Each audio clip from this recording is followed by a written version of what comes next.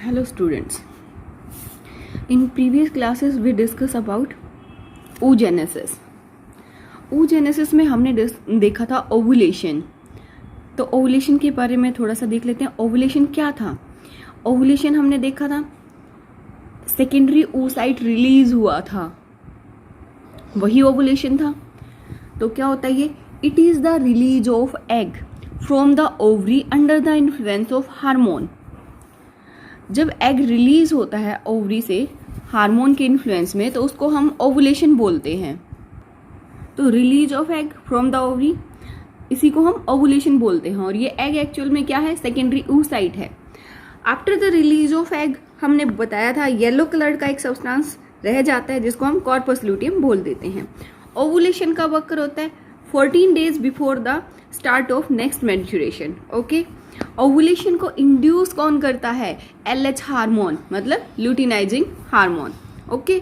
तो ये हमारा ओवुलेशन था. ओवुलेशन आप अच्छे से देख चुके हैं. जो हमारा ग्राफियन फोलिकल है मैच्योर हो चुका है, उसके अंदर से जैसे ही हमारा सेकेंडरी oocyte निकलेगा तो जो बचा हुआ होगा वो कॉर्पस लूटियम बचेगा. जो निकला है सेकेंडरी oocyte निकला है, उसी प्रोसेस को ओवुलेशन बोलते हैं.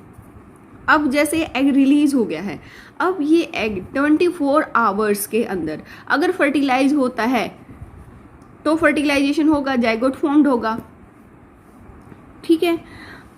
अब हम देख लेते हैं structure of ovum. Structure of ovum देखो भाई कैसा होता है. ये देखो, ये स्पेरिकल होता है स्ट्रक्चर में ओवम भाई. ठीक है. नॉन मोटाइल होता है क्योंकि स्पर्म जो होता है वो मूव करता है. ओवम या एग जो होता है वो नॉन मोटाइल सेल होता है. और ह्यूमंस में जो है योक नहीं प्रेजेंट होता, इसलिए इसको क्या बोलते हैं? ओवम को. ये एलेसिथल है. इसके अंदर साइटोप्लाज्म ये आपको नजर आ रहा है डॉट डॉट डॉट. तो ओवम का साइटोप्लाज्म, सॉरी फॉर डिस्टर्बेंस. अच्छा, इसके अंदर जो हमें साइटोप्लाज्म नजर आ रहा है, इस साइटोप्लाज्म को हम ooप्लाज्म बोलते हैं.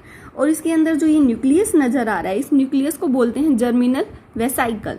साइटोप्लाज्म को कवर किया जाता है एक मेम्ब्रेन के द्वारा, जो मैंने ब्लैक कलर की लगाई है. तो ये होती है इसकी प्लाज्मा मेम्ब्रेन. इस प्लाज्मा मेम्ब्रेन को विटेलाइन मेम्ब्रेन भी बोल देते हैं. ओके.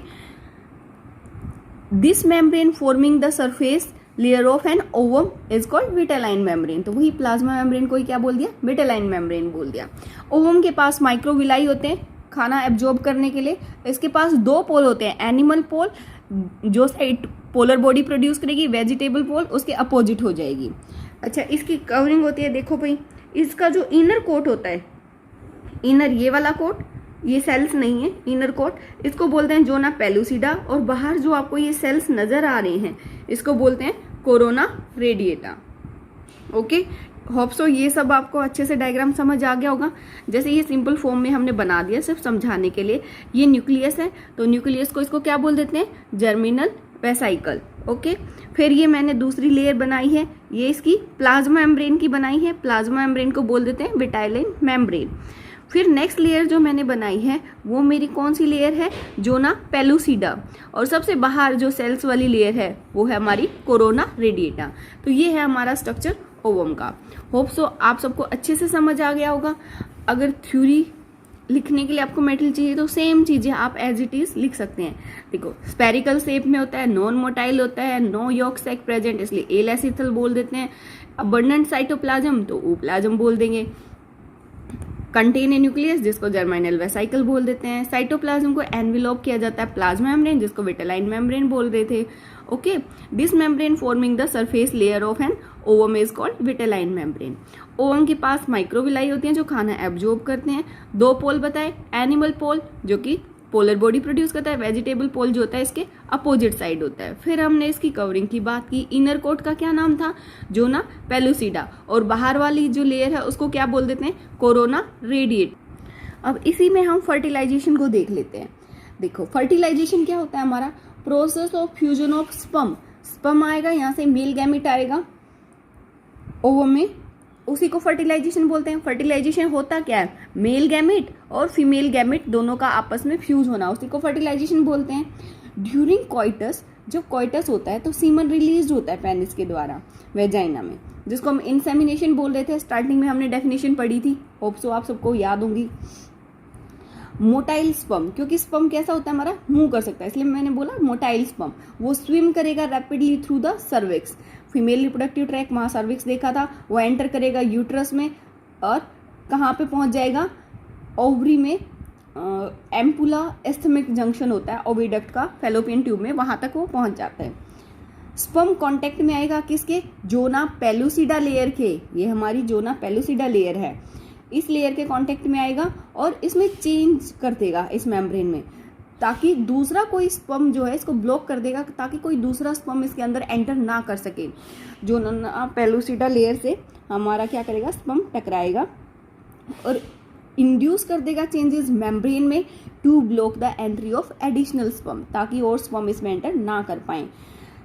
अब जो एक्रोसोम पोर्शन था उसके एंजाइम जो है एक्रोसोम के स्पर्म में, वो हेल्प करेंगे डिजोल्व करने में, किसको, जोना पेलुसिडा को। इस जोना पेलुसिडा को वो क्या कर देंगे, डिजोल्व कर देंगे एक्रोसोम में जो एंजाइम थे, और प्लाज्मा मेम्ब्रेन को भी डिजोल्व कर देंगे ओवम की। इस तरह से स्पर्म हेड जो है वो एंटर कर जाएगा cytoplasm of the ovum, that's जिसको हम सेकेंडरी oocyte बोल देते हैं। इस तरह से अल्टीमेटली हमारे पास डिप्लॉयड जाइगोट प्रोड्यूस हो जाएगा, fusion of sperm and male gamete. जैसे ये स्पर्म लगा लो भाई, ये स्पर्म है कि एंटर करेगा तो ये भाई इनको तोड़ेगा तभी तो एंटर करेगा, यहाँ से एंटर कर जाएगा, इससे टकराएगा, तो इस लेयर को ब्रेक करना होगा। तो इसके पास एक्रोसोम जो पोर्शन होता है हेड पोर्शन में, उसके पास कुछ एंजाइम होते हैं जो इसको डिजोल्व करेंगे, फिर ये इसमें एंटर कर जाएगा यहाँ पे साइटोप्लाज्म में, तो ओवम और स्पर्म आपस में फ्यूज होएंगे, जिसको बोलते हैं फर्टिलाइजेशन। कहाँ होता है, कहाँ जाके, स्पर्म तो मोटाइल है, स्पर्म तो मूव किया, एग तो हमारे पास है, तो ये दोनों आपस में फ्यूज कहाँ होते हैं, एम्पुला जो हमने बनाया था ओविडक्ट में, एम्पुला और इस्थमस जंक्शन होता है ओविडक्ट के, वहाँ पे ये दोनों फ्यूज कर जाते हैं। तो इस तरह से जाइगोट की फॉर्मेशन होती है।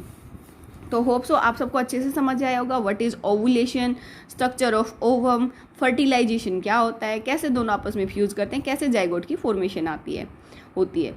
तो आज की क्लास में इतना ही, मिलते हैं नेक्स्ट क्लास में, तब तक के लिए टेक केयर, बाय बाय।